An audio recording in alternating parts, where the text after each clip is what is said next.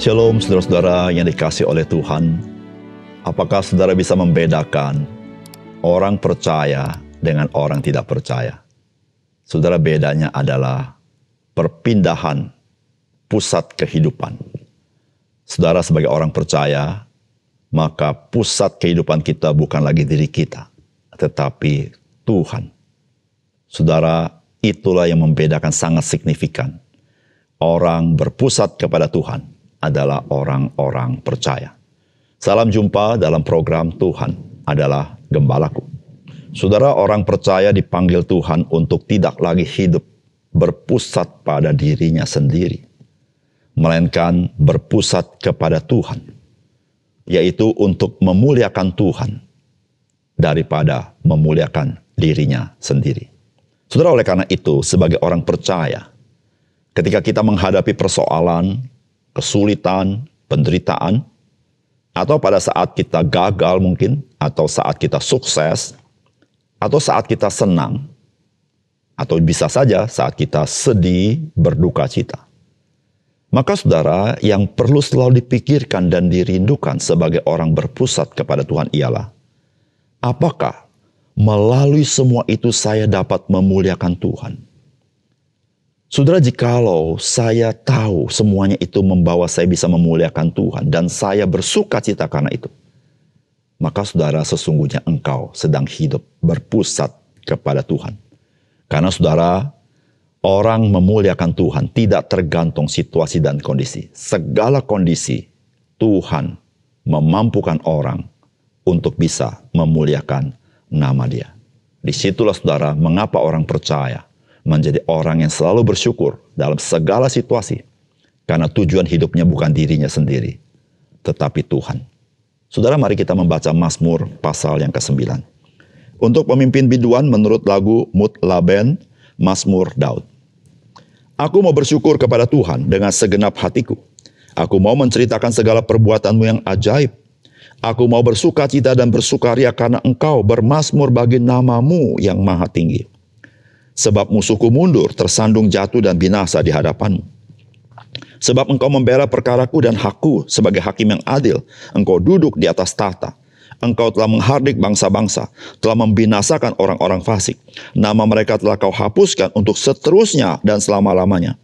Musuh telah habis binasa, menjadi timbunan puing senantiasa.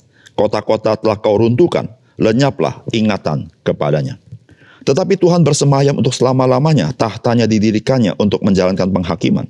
Dialah yang menghakimi dunia dengan keadilan dan mengadili bangsa-bangsa dengan kebenaran. Demikianlah Tuhan adalah tempat perlindungan bagi orang yang terinjak, tempat perlindungan pada waktu kesesakan. Orang yang mengenal namamu percaya kepadamu, sebab tidak kau tinggalkan orang yang mencari engkau, ya Tuhan. Bermazmurlah bagi Tuhan yang bersemayam di Sion. Beritakanlah perbuatannya di antara bangsa-bangsa. Sebab Dia yang membalas penumpahan darah, ingat kepada orang yang tertindas, teriak mereka tidaklah dilupakannya. Kasihanilah aku, ya Tuhan. Lihatlah sengsaraku, disebabkan oleh orang-orang yang membenci aku. Ya Engkau yang telah mengangkat aku dari pintu gerbang maut, supaya aku menceritakan segala perbuatanmu yang terpuji dan bersorak-sorak di pintu gerbang Putri Sion, karena keselamatan yang daripadamu. Bangsa-bangsa terbenam dalam pelubang yang dibuatnya, kakinya tertangkap dalam jaring yang dipasangnya sendiri. Tuhan telah memperkenalkan dirinya, Ia menjalankan penghakiman. Orang-orang fasik terjerat dalam perbuatan tangannya sendiri. Hagion, Selah. Orang-orang fasik akan kembali ke dunia orang mati, ya segala bangsa yang melupakan Allah. Sebab bukan untuk seterusnya orang miskin dilupakan, bukan untuk selamanya hilang harapan orang sengsara. Bangkitlah Tuhan, janganlah manusia merajalela. Biarlah bangsa-bangsa dihakimi di hadapanmu. Biarlah mereka menjadi takut, ya Tuhan, sehingga bangsa-bangsa itu mengakui bahwa mereka manusia saja. Saudara yang dikasih oleh Tuhan, Raja Daud adalah seorang pahlawan perang dari bangsa Israel. Dan dia memenangkan peperangan demi peperangan. Saudara, apakah yang dibanggakan dan menjadi kesukaan dari Raja Daud? Saudara, dari Mazmur ini kita mendapatkan kesan bahwa kebanggaan dan sukacita Raja Daud ternyata bukan kesuksesannya, melainkan ia bisa menyaksikan Tuhan bertahta di atas bangsa-bangsa. Saudara, itulah kebanggaannya dan kegembiraannya, saudara.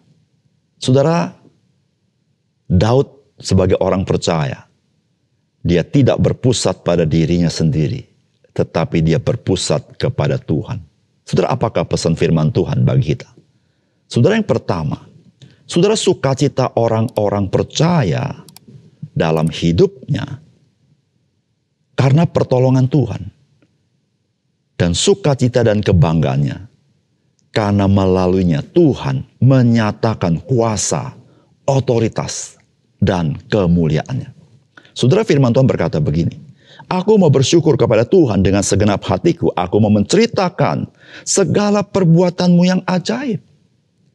Aku mau bersukacita dan bersukaria karena Engkau bermazmur bagi namamu, ya Maha Tinggi. Sebab musuhku mundur, tersandung jatuh dan binasa di hadapanmu. Sebab Engkau membela perkaraku dan hakku. Sebagai hakim yang adil, Engkau duduk di atas tahta. Engkau telah menghardik bangsa-bangsa, telah membinasakan orang-orang fasik. Nama mereka telah Kau hapuskan untuk seterusnya dan selama-lamanya. Musuh telah habis binasa, menjadi timbunan puing senantiasa. Kota-kota telah Kau runtuhkan, lenyaplah ingatan kepadanya. Tetapi Tuhan bersemayam untuk selama-lamanya. Tahtanya didirikannya untuk menjalankan penghakiman. Saudara, luar biasa bukan? Mazmur ini, saudara. Saudara, Mazmur ini bicarakan kesuksesan Raja Daud di dalam peperangan. Tetapi di dalamnya, saudara, sama sekali tidak ada sedikit pun Raja Daud itu memegahkan dirinya. Saudara, dari apa yang kita baca, saudara, seluruhnya Raja Daud, kebanggaannya, sukacitanya, kegembiraannya, itu karena Tuhan. Dan pada puncaknya dia berkata, karena Tuhan, dia bertahta selama-lamanya. Dia bersemayam di atas tahtanya. Saudara yang terkasih di dalam Tuhan, inilah yang menjadi ciri-ciri daripada orang-orang percaya. Saudara, orang percaya, pusat hidupnya bukan pada dirinya sendiri, tetapi pusat hidupnya adalah Tuhan. Terjadi perpindahan dari mementingkan diri, tapi mengutamakan Tuhan. Saudara yang kasih dalam Tuhan, semua itu terjadi ketika seseorang menerima kasih karunia di dalam Yesus Kristus.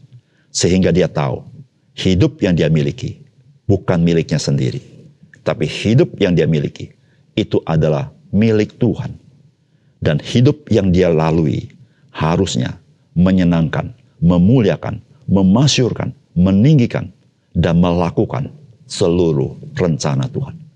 Saudara yang kasih dalam Tuhan, orang-orang percaya tidak lagi berpusat pada diri sendiri, tetapi berpusat kepada Tuhan. Disitulah menjadi kekuatan bagi semua orang percaya. Karena sikap hati yang seperti itu cocok untuk segala cuaca. Cuaca cerah atau cuaca gelap.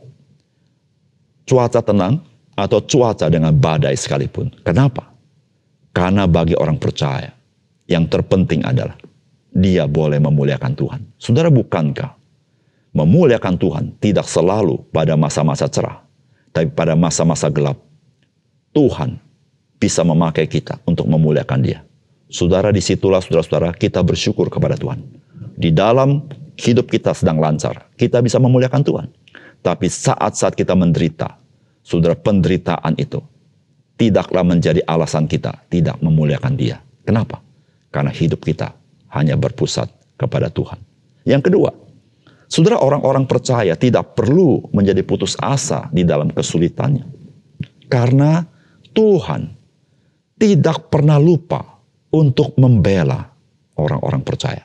Saudara, firman Tuhan berkata begini, demikianlah Tuhan adalah tempat perlindungan bagi orang-orang yang terinjak.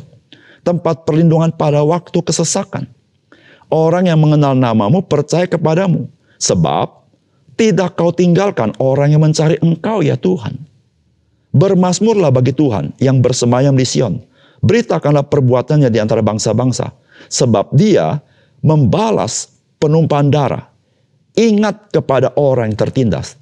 Teriak mereka, tidak dilupakannya. Saudara, Daud dengan gamblang sekali memberitahukan bagaimana sikap Tuhan kepada orang-orang percaya. Yaitu orang-orang yang mencari wajahnya. Yaitu orang-orang yang mengalami penderitaan, diinjak-injak. Kenapa? Karena orang percaya tidak melawan dengan kekerasan. Tetapi orang percaya berjalan dengan iman bersandar kepada Tuhan. Tetapi Tuhan, Alkitab katakan, tidak pernah lupa untuk membela orang-orang percaya kepadanya. Saudara yang kasih dalam Tuhan, apa yang menjadi pergumulan hidup saudara yang sepertinya tidak ada jalan keluar? Saudara, firman Tuhan mau mengatakan kepada kita bahwa Dia ingat kepada orang-orang yang tertindas. Dia mendengar teriak orang-orang percaya dan tidak melupakannya. Saudara, bagi orang percaya, kita tidak perlu menjadi putus asa. Kita tidak perlu menjadi kecil hati. Kita tidak perlu menjadi kecewa. Kita tidak perlu menjadi tidak punya pengharapan. Kenapa? Mengapa? Karena Tuhan tidak pernah lupa untuk membela engkau dan saya. Saudara, Yesus Kristus, Dia adalah pembela agung kita. Saudara, tidak ada apapun yang dapat memisahkan kita daripada kasih Tuhan. Karena kasih itu Dia telah berikan dengan menyerahkan anaknya di atas kayu salib bagi dosa saudara dan dosa saya. Sehingga Dia juga adalah pemilik hidup kita yang membela hidup kita. Mari saudara, jikalau Tuhan tidak pernah melupakan kita, mari kita sebagai orang percaya jangan pernah melupakan Tuhan. Selalu ingat Dia, selalu ingin memuliakan namanya. Mari kita berdoa. Bapa surga, terima kasih untuk kebenaran firman-Mu yang luar biasa yang kami baca hari ini. Ya Tuhan, terima kasih kami belajar daripada Mazmur ini. Orang-orang percaya, orang-orang yang selalu ingin memuliakan Engkau dan tidak pernah berputus asa karena Tuhan tidak pernah melupakan umat Tuhan yang percaya kepadamu. Terima kasih Tuhan, dalam nama Tuhan Yesus kami berdoa. Amin.